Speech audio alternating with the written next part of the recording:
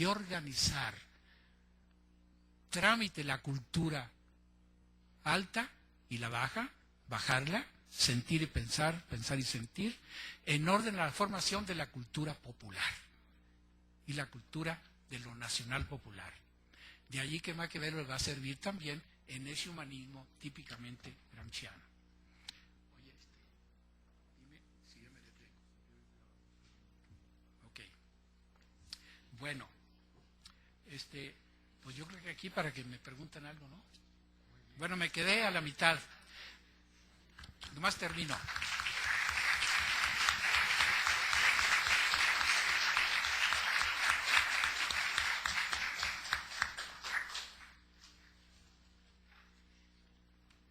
No sé si hay alguna duda. Bueno, obviamente que debe haberla.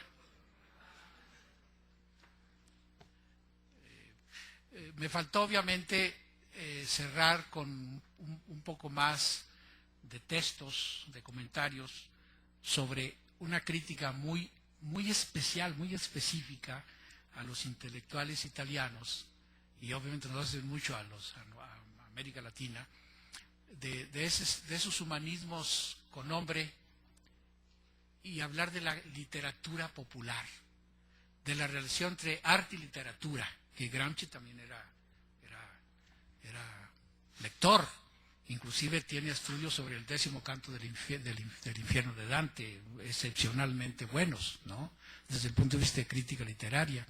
Habla de la literatura popular tan necesaria, inclusive la literatura que nada más arte por el arte, de apariencia. Dice, es también importante, porque es la que lee el pueblo. Por lo tanto, el problema del consenso, organizar a los intelectuales. Y bien, obviamente, el problema de la religión, que también me quedé, lo que Gramsci piensa del problema de la religión y la relación, obviamente, con la iglesia, que es, y el Vaticano dice, hay que hacer las cuentas con esa iglesia. No nomás la crítica tu Kurt, sino a ver ya cómo nos toca, es también ella un fruto de la historia, y es real, y tenemos que convivir. Ya. Bueno, ha sido una extraordinaria conferencia, con una complejidad de apreciaciones que sí nos permiten, evidentemente, una lectura compleja y rica de estos 3 cuadernos. Para cortar, vamos entonces a dar la palabra a una ronda de preguntas, comentarios que permitan ya la interacción. A ver, por favor, Miguel, luego Ernesto. Sí.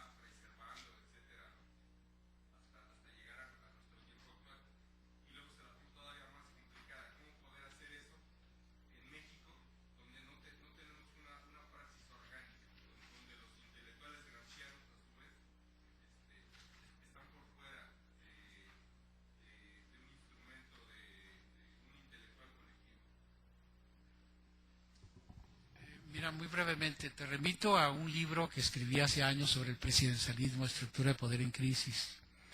Voy a hacer una nueva relectura, una recreación, un añadido, etcétera, en un libro que está en prensa ya, y lo voy a titular como premisa para ustedes, México, el rostro de un leviatán.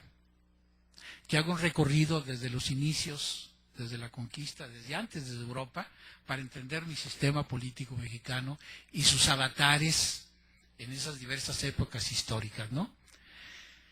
Y obviamente me baso sobre todo en los intelectuales, ¿no? Tú mencionas algunos, es decir, en el libro de Gramsci, no libro de, sí, creo yo, mi libro de Gramsci, tengo Gramsci en México, que hago una comparación entre Italia y México, pero de lectura gramsciana.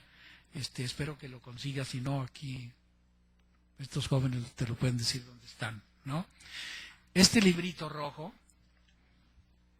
que lo publicamos como Centro Gramsci, Filosofía y Poder, no es sino una aplicación del problema del poder en los marcos de la filosofía política, ¿no? Pero es totalmente gramsciano. Si tú lo consigues, te vale muy poco dinero. Y como tú eres rico, pues lo puedes pagar, ¿no? Bueno, creo yo que el problema nuestro también de México, y es cierto, a mí no me sirve un Gramsci que estemos, como yo dije, masturbándonos cuál es el concepto importante en Gramsci y a partir de allí sacar conclusiones. No, porque ese es hacer una especie de teoría descriptiva, ¿no? No, vamos a ver la génesis, tipo Marx. Cuando escribe El Capital, hace la génesis del Capital, ¿no? Y por eso entra la historia, trámite Hegel. Aquí nos perdimos, así como trasplantamos nuestros humanismos en México. Como decir humanista es el que sabe griego, sabe latín, y acuérdense que Gramsci dice la comparación entre latín vulgar, latín popular o medio latín, y el latín elegante, el latín de Cicerón, aquel que decía que si tú no sabes latín, no serás un gran escritor, o por menos que lo hayas olvidado, ¿no? Esos intelectuales que también estaban en Italia, fue lo que me faltó, pues están en México. El siglo XVIII fue el gran siglo XVIII. Ya la religión iglesia estaba satisfecha. El arte, el barroco, las grandes iglesias, las grandes catedrales. Ya estaba muy lejos las correrías del padre Quino, que oye, hasta un absurdo vino horrible usan su nombre, ¿no? Ya, más bien, el humanista era el que sabía latín y citaba griegos, citaba a los grandes poetas romanos.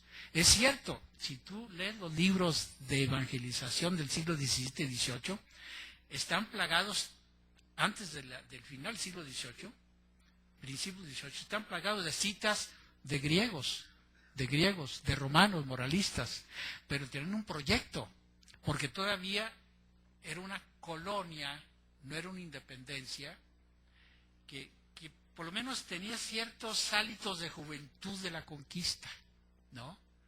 Es decir, la Europa ya estaba cansada y salió fuera a conquistar, ¿no? Había juventud por algo, el conquistador. Hernán Cortés era un joven de espíritu.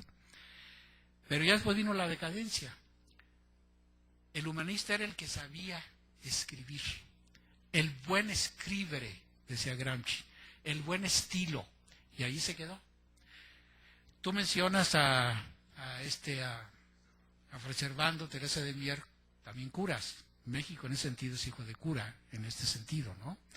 El padre Hidalgo, el padre Matamoros, el padre Morelos, ¿no? Que no tiene nada que ver con la casta que hoy gobierna la Iglesia Católica, ¿no?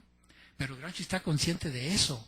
Pero la Iglesia Católica no es nada más la casta. La Iglesia Católica también es la gran educadora del consenso.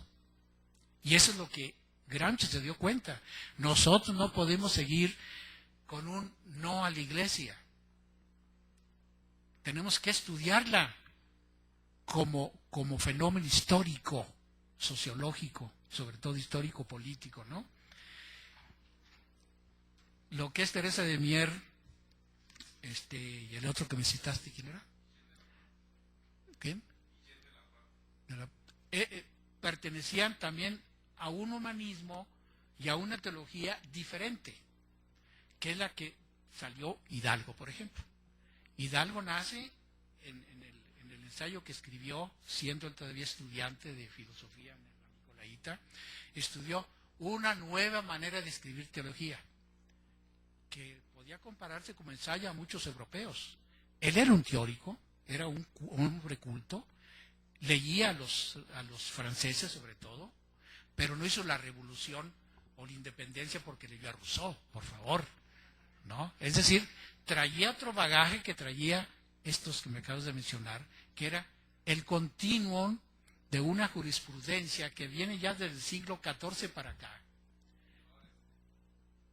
Desde antes, siglo XIV, antes de Suárez, y antes de Melchor Cano, y antes de Francisco de Vitoria. Me estoy refiriendo a la jurisprudencia de doctrina del derecho de la Universidad de Pavía y de Bolonia, donde ya se enseñaba un derecho cosmopolita, donde el concepto de ley incluía necesariamente el concepto de justicia, y donde obviamente era el pueblo el sujeto principal. Trámite, la persona moral de todos los individuos. Ese bagaje llega a Francisco de Vitoria, tú lo has dicho, a Melchor Cano, a Francisco Suárez, y fue cuando ya dicen la soberanía radica en el pueblo. Siglo XVI. Tabelloc, ni la mamá te va a hacer el amor para parirlo, ¿no? Es herencia latina, herencia española. O sea, no tenemos que sentir más con los ingleses. ¿Qué nos van a enseñar los ingleses de historia, si la sabemos? En todo caso, los alemanes pues, son más filósofos, los ingleses poco. Ah, pero son conquistadores. Fue la cultura que se trasplantó a Norteamérica, dominadora, por cierto, y ha seguido dominante y dominadora. Es ese humanismo dominador, es el cientificismo, el empirismo, el concepto de ciencia, etcétera, ¿no? Entonces, los que hicieron la crítica a los estamentos de la colonia primero y los que hicieron la revolución traían un bagaje intelectual y un humanismo más atrás que el renacentista de Campanella, de Erasmo, en Sobrina Christi, aquí enriquezco un poco de Gramsci, y obviamente de Tomás Moro. Pero mucho antes, todo lo que se vivía en los cabildos de España, en la predicación popular, creo yo que eso enriqueció a una escolástica también que no se cosía con los parámetros de la escolástica de la alta cultura.